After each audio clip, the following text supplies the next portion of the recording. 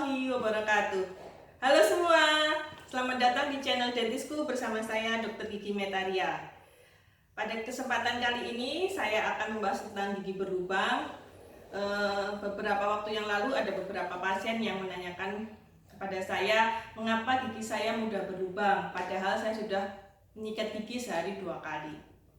Oke, supaya bisa menjawab hal tersebut, maka kita akan membahas terlebih dahulu apa gigi berlubang itu, bagaimana bisa terjadi, dan apa saja yang mempengaruhi gigi berlubang tersebut. Pertama-tama, gigi berlubang adalah suatu penyakit kronis yang menyerang jaringan keras gigi yang disebabkan oleh proses demineralisasi enamel, itu jaringan terluar dari gigi, oleh zat asam yang dihasilkan oleh bakteri Streptococcus mutans dan Lactobacillus, yaitu bakteri-bakteri kariogenik.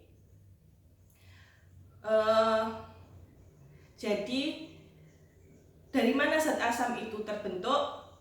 Zat asam itu terbentuk berasal dari fermentasi karbohidrat atau gula, glukosa dan sukrosa terutama, oleh bakteri kariogenik tersebut.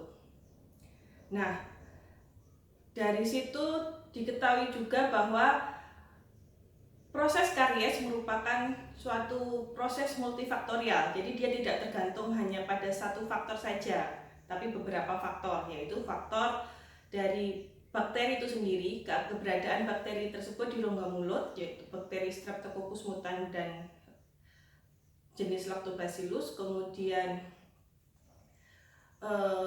adanya karbohidrat, kemudian juga ketahanan enamelnya, serta waktu. Jadi kalau proses demineralisasi tadi terjadi terus-menerus, maka terjadilah lubang atau kavitas. Jadi pada seseorang yang mudah terbentuk lubang itu harus diperiksa apakah dia mengkonsumsi karbohidrat tinggi yang dengan frekuensi yang sering, seperti permen, sirup, minuman yang manis, kemudian tepung-tepungan, itu kan juga mengandung glukosa tinggi. Terus kemudian ketahanan enamelnya, apakah dia termasuk yang kristal enamelnya itu padat atau tidak. Nah, makanya juga pada anak-anak itu mudah lebih terbentuk lubang dibandingkan dewasa, karena kristalografi enamel anak-anak itu lebih rendah dibandingkan orang dewasa. Terus kemudian tadi sudah dietnya ya, kemudian ketahanan enamel, selanjutnya keberadaan bakteri Streptococcus, jadi bakteri kariogenik di rongga mulutnya. Kita ketahui bahwa rongga mulut merupakan suatu mikrobiom organ. Dia kumpulan dari mikroorganisme, di situ banyak sekali bakteri dan serta virus, kemudian jamur. Apabila dia komposisinya itu seimbang, maka orang tersebut akan sehat. Tapi apabila ada yang jumlah populasinya tinggi, maka akan terjadi suatu penyakit. Misalkan kalau populasi Streptococcusnya tinggi, maka dia akan lebih mudah mengalami karies atau gigi berlubang. Tapi apabila dia bakteri yang menyebabkan penyakit periodontalnya tinggi, maka dia akan mengalami penyakit radang busi seperti itu misalkan. Kemudian itu tadi waktu, apabila suatu proses tadi simbiosis antara bakteri, karbohidrat, kemudian kondisi gigi yang lemah itu terus berlangsung tanpa ada jadi prosesnya terus-menerus berlangsung, maka terjadilah gigi berlubang seperti itu. Jadi lalu bagaimana kira-kira mengatasinya, setidaknya menghambat supaya laju gigi berlubangnya itu menjadi lebih lambat atau kalau bisa tidak mudah berlubang lagi, maka kita harus mempengaruhi 3-4 faktor tadi, yaitu dengan cara misalkan dietnya. Kita tahu bahwa gigi berlubang disebabkan karena adanya fermentasi glukosa di rongga mulut, maka kita harus mengatur asupan diet kita. Jadi karbohidratnya jangan terlalu banyak, jangan suka makan permen terlalu sering, minum manis-manis terlalu sering. Bolehlah sekali-sekali tapi jangan terlalu sering. Terus kemudian kalau bisa ganti karbohidrat sederhana dengan karbohidrat kompleks. Jadi batasi makan seperti roti-rotian dan biskuit itu dibatasi, boleh sekali-sekali tapi jangan terlalu sering juga. Kemudian tadi ketahanan enamel, bagaimana supaya enamel kita kuat? Maka kita harus memberi perlindungan kepada gigi kita, yaitu dengan cara satu yang paling sederhana. Pada saat kita sikat gigi, memilih pasta gigi yang mengandung fluoride dan kalsium. Seperti itu. Fungsinya apa? Itu membantu proses remineralisasi. Seperti itu. Jadi supaya tidak terjadi proses demineralisasi terus-menerus, kita menyeimbangkan dengan proses remineralisasi. Kemudian itu yang dari sederhana ya. Kalau seandainya perlu bantuan profesional dokter gigi, misalkan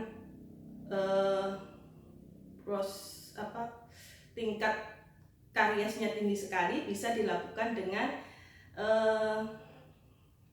topikal aplikasi fluor.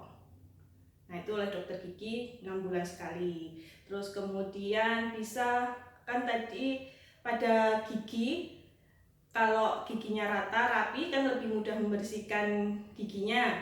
Nah, kalau posisi giginya berdesakan, maka akan lebih susah membersihkan gigi, sehingga plak lebih retensi di gigi tersebut, yang menyebabkan juga tingkat resiko terjadinya gigi berlubang pada orang itu lebih tinggi. Jadi gigi tersebut harus diratakan atau dirapikan. Bagaimana cara merapikannya? Yaitu dengan perawatan ortodontik. Terus kemudian juga bentuk gigi. Bentuk gigi yang banyak ceruknya itu bisa, kalau tidak bisa meningkatkan resiko kita tidak bisa membersihkan dengan baik juga, sehingga jadi proses demineralisasi di daerah situ bisa terus berlangsung. Maka kita bisa melindungi gigi tersebut dengan cara memberikan namanya pit dan fissure sealant. Itu biasanya pada gigi geraham yang banyak ceruk-ceruknya. Terus itu tadi dari segi melindungi enamel gigi. Kemudian diet tadi sudah. Kemudian selanjutnya kuman atau bakterinya. Nah, ini bisa menjadi langkah tambahan, yaitu dengan mengonsumsi probiotik untuk rongga mulut. Biasanya bentuknya permen, itu dihisap malam sebelum tidur. Fungsinya untuk menyeimbangkan mikrobiom, menghambat bakteri kariogenik dan meningkatkan bakteri baik di rongga mulut. Dan tidak lupa kita harus menyikat gigi sehari 2 kali dengan baik dan benar. Bagaimana caranya supaya memastikan kita bisa menyikat gigi dengan baik dan benar? Sebaiknya saran saya adalah di depan cermin. Dengan begitu kita bisa melihat apakah gigi kita sudah benar-benar bersih saat menyikat gigi. Terus jika kemudian bisa untuk daerah yang proksimal antara gigi, daerah sela-sela antara gigi itu kan kadang-kadang susah untuk dibersihkan. Nah, itu bisa dibersihkan dengan benang gigi atau sikat interdental. Jadi seperti itu. Dengan pembersihan teratur, kemudian kontrol makanan, serta melindungi enamel kita dengan baik, insya Allah kita bisa menghindari terjadinya gigi berlubang pada kita. Kira-kira demikian video kali ini. Mudah-mudahan bermanfaat, dan apabila dirasa bermanfaat, mohon untuk komen di bawah dan di-share serta di-like.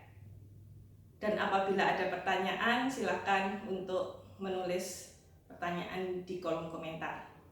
Sekian, wassalamualaikum warahmatullahi wabarakatuh.